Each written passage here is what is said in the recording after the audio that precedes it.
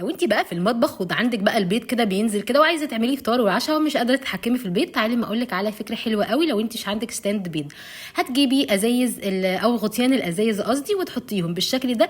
بكده هتقدري تتحكمي في البيض بكل سهوله وتعملي الاكل براحتك. بصوا يعني مفيش اسهل من كده ولا اريح من كده، وحاجه كده ببلاش بنرميها وبتكوني مطمنه كده وانت بتفتحي البيض. جربوا الفكره دي ان شاء الله هتعجبكم جدا.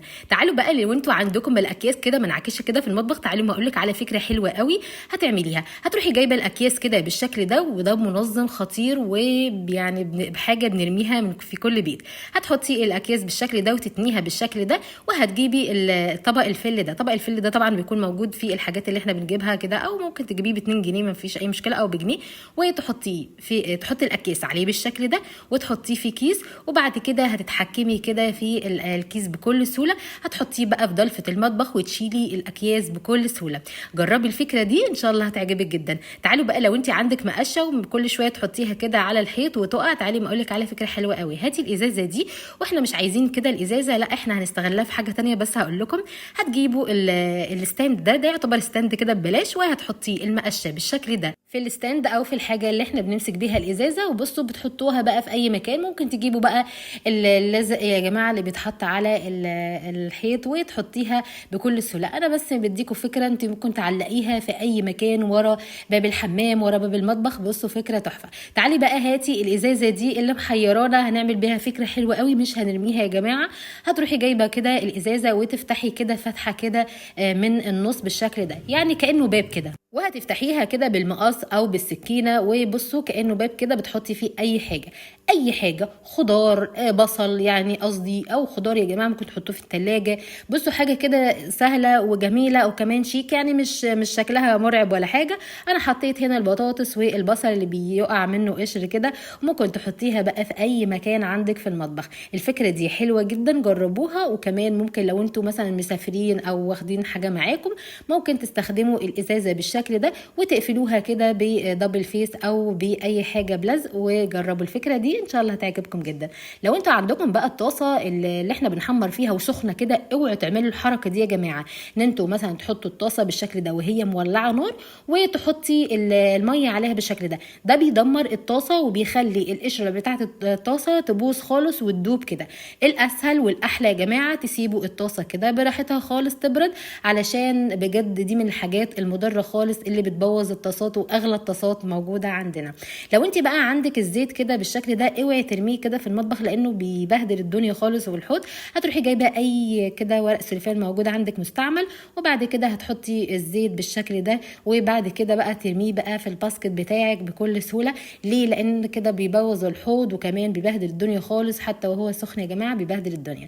تعالوا بقى لو انت عندك الجاروف وبتحطي كده الترابي بينزل كده، يعني طول ما انت كده بتكنسي وبتتعصبي، لا تعالي ما اقولك على فكره حلوه قوي. قبل ما تكنسي يا جماعه بالجاروف، هتجيبي شويه ميه كده وتحطيهم بالشكل ده. بكده التراب هيلزق في الجاروف بكل سهوله ومش هينزل تاني خالص. وبالمره كده هنغسل الجاروف بالمره. جربوا الفكره دي ان شاء الله هتعجبكم جدا. تعالوا بقى للفكره اللي بعد كده، بس فين اللايك اللي بيشجعني كده وبيخليني انزل فيديوهات على طول؟ هتجيبي اي مشابك موجوده عندك، ولو انت مسافره بقى وعايزه تستخدمي الشامبو ده، دايما بعمل الحركه دي وانا مثلا خارجه ومعايا الشامبو بتاعي او الشاور، وهتحطي كده المشبك بالشكل ده. بكده عمر ما الشامبو يقع منك، وخساره يا جماعه الحاجه كده غاليه. فاحنا هنحط المشبك بالشكل ده. بجد الفكره دي حلوه قوي، جربوها.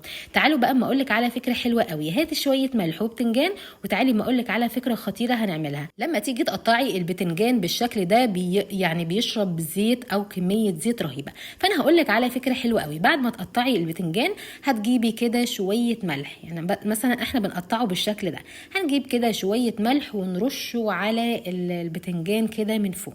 طيب ده بيعمل ايه؟ بينزل الميه اللي بتتشرب الزيت، يعني بتشرب كميه كبيره من الزيت. طيب قبل ما نحط كده طبعا الملح، هنجيب كده طاسه او اي حاجه او اي طبق، لان هنلاقي كميه ميه كده محترمه. فالطريقه دي حلوه قوي علشان ما الزيت او البتنجان ما يتشربش الزيت. لما تيجي بقى تبداي كده في المطبخ الصبح وتقطعي كده بصل، طماطم، فلفل، اي حاجه، قبل ما تيجي تقطعي على القطاعه هتجيبي كيس وتحطيه كده جنب القطاعه بالشكل ده. ده بيسهل عليكي الشغل وبينظف المطبخ معاكي، وكل ما تحطي حاجه او تقطعي حاجه سواء بصل او اي حاجه هتحطيه كده بكل سهوله. ده بينظف المطبخ جدا يا جماعه، جربوا الفكره دي ان شاء الله هتعجبكم جدا. تعالي بقى هاتي الزيت وحطيه على المبشره بالشكل ده، بجد فكره عبقريه هتحل لينا مشكله كبيره. لما نيجي كده نبشر الجبن او نبشر اي حاجه بتكون صعبه جدا ان احنا نبشرها وبتلزق كده جامد، فانا هقول لك على طريقه حلوه جدا علشان تبشريها بيها كده براحتك. هاتي كده شويه من الزيت وبعد كده حطيهم في فرشه، او كمان ممكن تعمليهم باي حاجه تحطيهم كده على طول، وبعد كده هتحطي على الحته اللي انت بتعملي بيها. بكده هتسهل عليكي تبشير او ان انت تبشري اي حاجه سواء جبن او اي حاجه بطريقه سهله جدا. جربي الفكره دي ان شاء الله هتعجبك جدا. تعالي بقى نشوف الفكره اللي بعد كده. هاتي كده شوكه وولاعه، وتعالي ما اقولك على فكره خطيره هتعمليها كده في المطبخ يعني هتسهل علينا يعني شغل المطبخ خالص. هتجيبي اي شوكه وولاعه وبعد كده هتحطيهم بالشكل ده. وكمان ممكن اقولك على طريقه اسهل كمان، المهم يعني هتحطي الشوكه على الولاعه بالشكل ده، وهتيجي على الاكياس اللي موجوده، مثلا عايزه تخزني اي حاجه او تحطي اي حاجه في الثلاجه، مش عايزه مثلا ريحتها توصل لاي حاجه في الفريزر او في الثلاجه، وهتقفلي بالشوكه والولاعه بالشكل ده.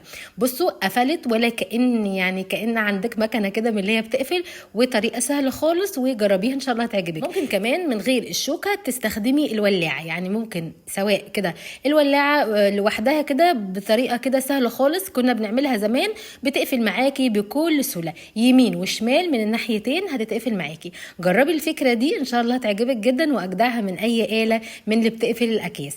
تعالوا بقى نشوف الافكار اللي بعد كده، بس فين اللايك يا حلوين علشان وشوفوا باقي الفيديوهات كمان عندي هتعجبكم جدا. هتجيبي البيض، كل ما نجيب البيض يا جماعه ونيجي كده نطقه دي يعني بالمصري يا جماعه، مش عارفه كده البلاد العربيه، او نيجي نفتحه بينزل معانا كده اوقات يعني قشر من البيض. تعالي ما اقولك على فكره حلوه قوي هتشيلي كده بكل سهوله، بدل كده ما تيجي كده تشيلي بايدك او باي حاجه ومش يطلع معاكي كمان، هتروحي جايبه شويه ميه وبايدك كده بكل سهوله هيطلع معاكي قشر البيض بكل سهوله، مره في 2 هتطلع معاكي. جربي الفكره دي ان شاء الله هتعجبك جدا. تعالوا بقى نشوف الفكره اللي بعد كده. لو انت عندك الستانلس وبايظ كده ويعني مش عارفه تدعكيه بكل سهوله، هتجيبي صنفره من عند بتاع الموان ومره في 2 هيتشال معاكي بكل سهوله. تعالي بقى لو انت عندك المساحه كده يعني بتتبهدل خالص وبتقع وانت بتمسحي، هاتي حته سلكه او اي حاجه موجوده سواء حتى كيس بلاستيك، بس السلك حلو قوي هتحطيه بالشكل ده، اوعدك ان المساحه عمرها ما هتقع منك ولا هتتشال خالص. تعالي بقى لو انت عندك بقى الشكرتون او البلاستر ده عايزه تستخدمي مثلا ومش عايزه تقطعي او مش معاكي حاجه او مش معاكي حد، يعني هتجيبي مقص بالشكل ده وهتقطعي البلاستر بالشكل ده. بجد الفكره دي حلوه قوي هتعجبك. عندك بقى عيون البوتاجاز كده بايظه، هاتي كده دبوس من الدبابيس بتاعتك وتعمليها بالشكل ده، عايزه اقول لك هتولع معاكي بكل سهوله، لكن حذاري الولاعه يا جماعه تكون بعيد. اتمنى الافكار النهارده تكون عجبتكم، ما تنسوش اللايك والشير والمتابعه.